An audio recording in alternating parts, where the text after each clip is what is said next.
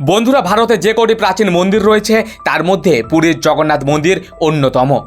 এই মন্দিরের পরতে পরতে লুকিয়ে রয়েছে ইতিহাস, শিল্পকলা আর রহস্যের হাতছানি। পুরাণ এবং শাস্ত্রমতে এই মন্দিরের ভিত্তিপ্রস্তর স্থাপন করেছিলেন স্বয়ং বিশ্বকর্মা নিজের হাতে। সনাতন হিন্দু ধর্মাবলম্বীদের মতে দেশের চার প্রান্তে ভগবান শ্রী বিষ্ণুর যে চারটি ধাম রয়েছে তার মধ্যে পুরীর জগন্নাথ ধাম অন্যতম। বাকি তিনটি ধাম হল দ্বারকা, বদ্রীনাথ এবং রামেশ্বরম। ভক্তদের বিশ্বাস অনুযায়ী ভগবান শ্রীকৃষ্ণ দ্বারকায় দেহত্যাগের পর পুরীতে প্রভু জগন্নাথ রূপে আবির্ভূত হন। তাই সনাতন হিন্দু ধর্মাবলম্বীদের কাছে পুরীর জগন্নাথ মন্দির একটি অন্যতম প্রসিদ্ধ স্থান। শুধু আমাদের ভারতবর্ষ থেকে নয়, বিশ্বের নানা প্রান্ত থেকে প্রতিদিন অগণিত মানুষ ছুটে আসেন প্রভু জগন্নাথ দেবের দর্শন লাভের আশায়।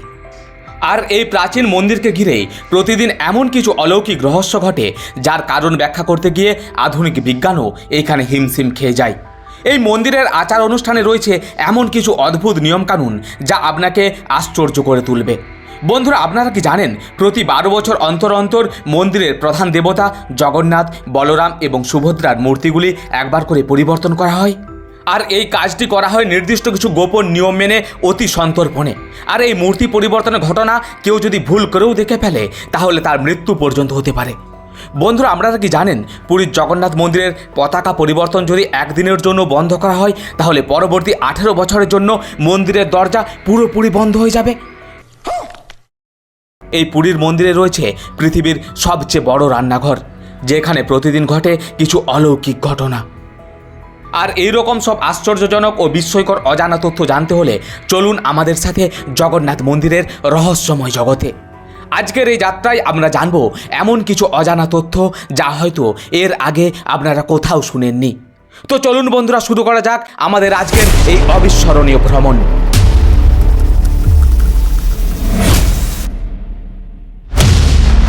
বন্ধুরা, পুরীর জগন্নাথ মন্দিরটি প্রায় 45 তলা বাড়ির সমান উঁচু। এই মন্দিরের একেবারে চূড়ায় একটি ধ্বজ বা পতাকা লাগানো থাকে। কিন্তু আশ্চর্যজনক বিষয়টি হলো হাওয়া যেদিকে প্রবাহিত হয় এই পতাকাটি সবসময় তার বিপরীত দিকে ওড়ে। কেন এমন অদ্ভুত ঘটনা ঘটে তার উত্তর আজও অজানা। মন্দিরের চূড়ার এই পতাকাটি প্রতিদিন সকালে লাগানো হয় এবং সন্ধে হলে খুলে নেওয়া হয়। 1800 বছর ধরে এমনই নিয়ম চলে আসছে। একদিনের জন্য যদি এই নিয়মের ব্যতিক্রম হয় তাহলে পরবর্তী 18 বছরের জন্য এই মন্দিরের পুজো বন্ধ থাকবে। বন্ধুরা, জগন্নাথ মন্দিরের চূড়ো যদি ভালো করে লক্ষ্য করে দেখেন তাহলে দেখতে পাবেন মন্দিরের চূড়ায় একটি চক্র লাগানো আছে, যেটি দেখতে হুবহু ভগবান বিষ্ণুর সুদর্শন চক্রের মতো। কিন্তু আশ্চর্যজনক বিষয়টি হলো যে কেউ পুরী শহরের যে কোনো প্রান্ত থেকেই যদি এই চক্রকে দেখে তাহলে মনে হবে যেন চক্রটি তার দিকেই ঘোরানো রয়েছে। দাঁড়ান বন্ধুরা, এইখানেই শেষ নয়। আরও চমকে যাওয়ার মতো বিষয়টি হলো একেবারে বিশুদ্ধ অষ্টধাতু দিয়ে তৈরি এই চক্রটির ওজন প্রায় 1 টন। দ্বাদশ শতকে মন্দিরটি নির্মাণের সময় এই চক্রটি চূড়ায় বসানো হয়েছিল। কিন্তু সেই সময় আজকের মতো এত উন্নত প্রযুক্তি ছিল না। তারপরও চূড়ার উপরে এত ভারী একটা চক্র কিভাবে বসানো হলো তা নিয়েও সংশয়ের শেষ নেই। বন্ধুরা, যে কোনো উঁচু বাড়ি কিংবা মন্দিরের উপর দিয়ে পাখি ওড়ার ঘটনা খুবই একটা সাধারণ ব্যাপার। কিন্তু এই রহস্যাবৃত জগন্নাথ মন্দির তার ব্যতিক্রম। কোনো এক অজানা কারণে পুরীর জগন্নাথ মন্দিরের চূড়ায় কখনো কোনো পাখিকে বসতে দেখা যায়নি। এমনকি এই মন্দিরের উপর দিয়ে কোনো পাখিকে উড়তে পর্যন্ত দেখা যায়নি। কেন এমন অদ্ভুত ঘটনা ঘটে তার উত্তর আজও অজানা। আবারও একটি অবাক করা ঘটনা হলো এই মন্দিরের উপর দিয়ে কখনো কোনো এরোপ্লেন, ড্রোন পেরোতে দেখা যায় না। এই রকম আশ্চর্যজনক ঘটনার সঠিক ব্যাখ্যা আজও মেলেনি। অন্য আর 5টা মন্দিরের মতো পুরীর মন্দিরের ভগবানের বিগ্রহ পাথরের তৈরি নয়। পুরীর জগন্নাথ মন্দিরে ভগবান জগন্নাথ দেব, বলরাম, সুভদ্রা দেবীর মূর্তি কাঠের তৈরি। প্রতি 12 বছর অন্তর অন্তর একটি গোপন রীতি মেনে পবিত্র নিম গাছের কাঠ দিয়ে জগন্নাথ, বলরাম এবং সুভদ্রার একটি করে নতুন শরীর প্রদান করা হয়, অর্থাৎ নতুন রূপে তৈরি করা হয়, যাকে নবকলেবর বলা হয়ে থাকে। কিন্তু সবচেয়ে আশ্চর্যজনক বিষয়টি হলো জগন্নাথ দেবের নবকলেবরের জন্য যে গাছটি নির্বাচিত করা হয় সেটি মন্দির কর্তৃপক্ষের নির্ধারিত এক কাঠুরে গোপনে 21 দিন ধরে কাটেন, যা কেউ জানতেও পারেন না। পুরীর জগন্নাথ মন্দিরের আরও একটি চমকে ওঠার মতো আশ্চর্যজনক বিষয় হলো নবকলেবরের পর মূর্তি বদল করা হয় বিশেষ একটি নিয়ম মেনে। জগন্নাথ মন্দিরে প্রবীণ পুরোহিতদের চোখ ভালো করে বেঁধে হাতে মোটা গ্লাভস পরিয়ে মূর্তি বদল করানো হয়। আর যেই সময় এই মূর্তি বদল করানো হয় সেই সময় গোটা শহরের বিদ্যুৎ সংযোগ বিচ্ছিন্ন করে দেওয়া হয় এবং মন্দিরের বাইরে কেন্দ্রীয় বাহিনী মোতায়েন করে দেওয়া হয়। কথিত আছে মূর্তি বদল করা কেউ দেখে ফেললে তার বড়সড় ক্ষতি হয়ে যেতে পারে, এমনকি তার মৃত্যু পর্যন্ত হতে পারে। তাই যারা এই মূর্তি বদলের কাজটি করেন তাদেরও চোখ ভালো করে বেঁধে নিশ্চিদ্র অন্ধকারে এই বিশেষ কাজটি করার জন্য পাঠানো হয়। আর এমন আশ্চর্যজনক ঘটনার পেছনেও রয়েছে একটি পৌরাণিক মত।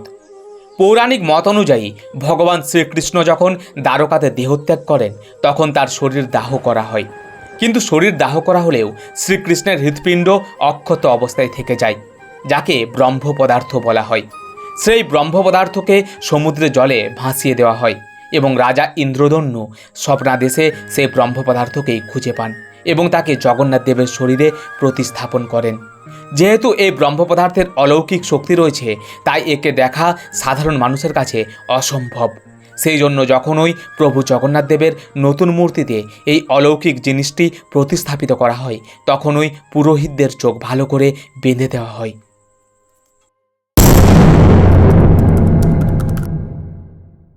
বন্ধুরা, পুরীর সমুদ্রের গর্জন কে না জানে। অনেক দূর পর্যন্ত এই সমুদ্রের গর্জন শোনা যায়। কিন্তু অবাক করা বিষয়টি হলো পুরীর জগন্নাথ মন্দিরের সিংহদ্বারের সিঁড়িতে প্রবেশ করলেই সমুদ্রের গর্জন, ঢেউয়ের শব্দ আর কোনো কিছুই শোনা যায় না। কোন রহস্যময় কারণে এমন ঘটনা ঘটে তার সদুত্তর আজও পাওয়া যায়নি। তবে এইরকম আশ্চর্য ঘটনার পৌরাণিক ব্যাখ্যা একটি রয়েছে। পৌরাণিক মতে জগন্নাথ দেবের বোন সুভদ্রা দেবী চেয়েছিলেন যেন মন্দিরের ভেতর সর্বদা শান্তি বিরাজ করে, আর সেই জন্যই বাইরের কোনো আওয়াজ মন্দিরের ভেতরে আসে না।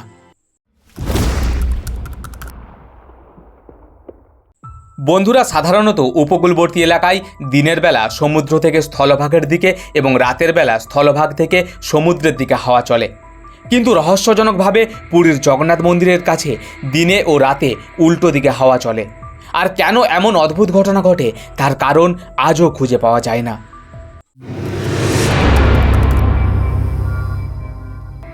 পুরীর জগন্নাথ মন্দিরটি প্রায় 4 লক্ষ বর্গফুট এলাকা জুড়ে বিস্তৃত এবং 214 ফুট উঁচু।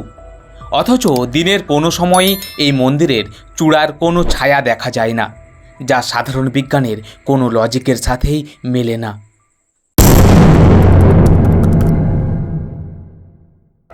বন্ধুরা, পুরীর জগন্নাথ মন্দিরের রন্ধনশালা সত্যি বড় রহস্যময়।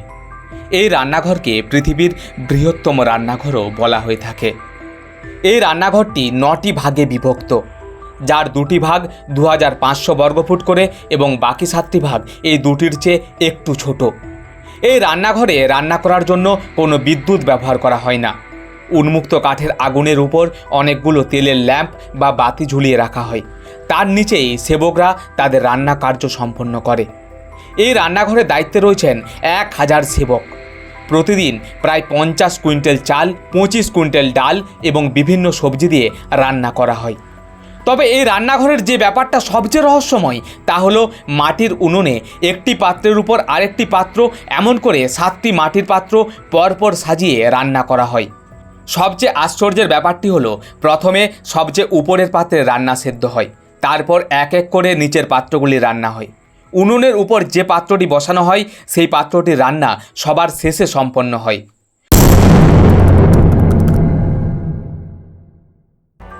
বন্ধুরা, জগন্নাথ দেবের মন্দিরের সবচেয়ে অবিশ্বাস্য বৈশিষ্ট্য হলো মহাপ্রসাদ। জগন্নাথ দেবের মহাপ্রসাদ ঘিরে আজও জড়িয়ে রয়েছে বেশ কিছু অলৌকিক কাহিনী।